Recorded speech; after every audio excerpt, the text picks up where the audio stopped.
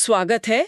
आज हम उन दस्तावेजों और जानकारियों को खंगाल रहे हैं जो 2024 के मध्य से इजराइल और ईरान के बीच जो ये सीधा टकराव बढ़ा है, इसकी तस्वीर पेश करते हैं। हाँ। ये अब प्रॉक्सी वॉर मतलब परोक्ष युद्ध से कहीं आगे निकल गया है, एक खुली सीधी लड़ाई का रूप ले चुका है। हमारा मकसद है इन स्रोतों से मिले तथ्यों को समझना, कौन से बड़े सैन्य अभियान हुए, फौजी ताकत का संतुलन कैसे बदला, दुनिया भर से क्या प्रतिक्रियाएं आई और सबसे जरूरी इस टकराव का इंसानी चेहरा क्या रहा है। चलिए इस उलझी हुई स्थिति की परतें खोलते हैं। हाँ, और ये समझना वाकई अहम है कि कैसे ये सालों पुरानी छाया लड़ाई अचानक सीधे हमलों में बदल गई।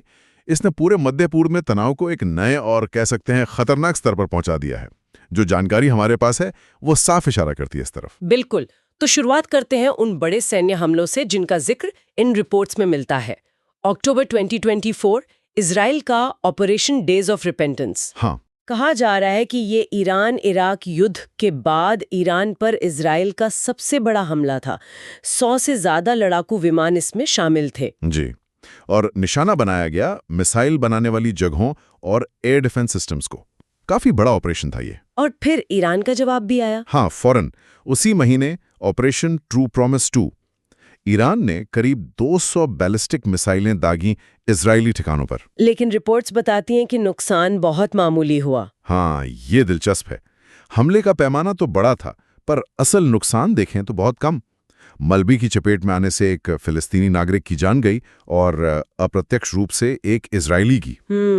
फिर आता है जून 2025 का ऑपरेशन राइजिंग लायन। ये इजराइल की तरफ से एक और बहुत बड़ा कदम था। हाँ, ये बहुत बड़ा था। इसमें 100 से ज्यादा ईरानी ठिकानों पर हमले हुए और इस बार परमाणु ठिकाने और अहम फौजी अड्डे भी निशाने पर थे। और इसी ऑपरेशन के बाद मानवीय स्थिति काफी बिगड़ गई है ना। बिल्कुल बिल्कुल। जो आंकड़े हमारे सामने हैं वो बताते हैं कि कम से कम 224 लोग मारे गए, 1000 से ज्यादा घायल हुए और इसमें बड़ी संख्या आम नागरिकों की थी, महिलाएं, बच्चे। और सिर्फ जाने ही नहीं गईं, बिजली घर, अस्पताल, रिहायशी इमारतें, मतलब जो जरूरी नागरिक ढांचा होता है उसे भी भारी नुकसान पहुंचा। इसी वजह से अंतर्राष्ट्रीय चिंताएं बढ़ी। हाँ बिल्कुल। इंटरनेशनल कमीशन ऑफ जूरिस्ट जैसी संस्थाओं ने गहरी चिंता जताई, कहा कि ये अंतर्राष्ट्रीय कानूनों का, खासकर जिनेवा कन्वेंशन का उल्लंघन हो सकता है, क्योंकि युद्ध में भी आम नागरिकों की सुरक्षा का ध्यान रखना होता है। अच्छा, अब जरा फौजी हालात पर आते हैं। रिपोर्ट्स के मुताबिक इजराइल ने तेहरान के ऊपर कम से कम हवाई दबदबा कायम कर लिया है। हाँ, ऐसा लगता है। इससे उन्हें यह फायदा हुआ कि वो 24 घंटे ईरानी सैन्य ठिकानों पर हमले कर सकते थे।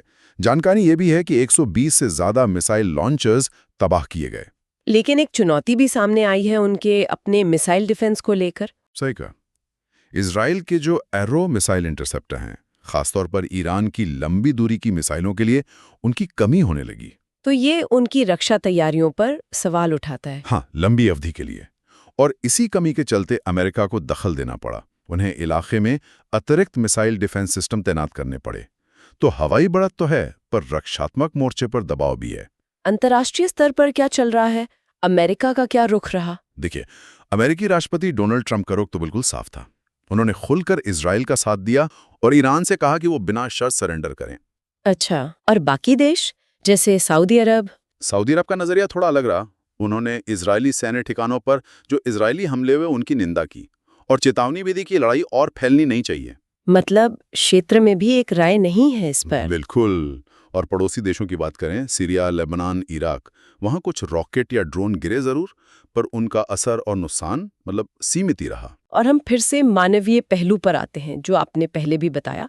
ईरान के अंदर आम लोगों पर इसका बहुत भारी असर पड़ा है। हाँ, ये बात बार बार उभर कर आ रही है इन स्रोतों से। राइजिंग लायन ऑपरेशन के दौरान आम नागरिकों की मौतें, लोग घायल हुए, बुनियादी सुविधाएं तबाह हुई।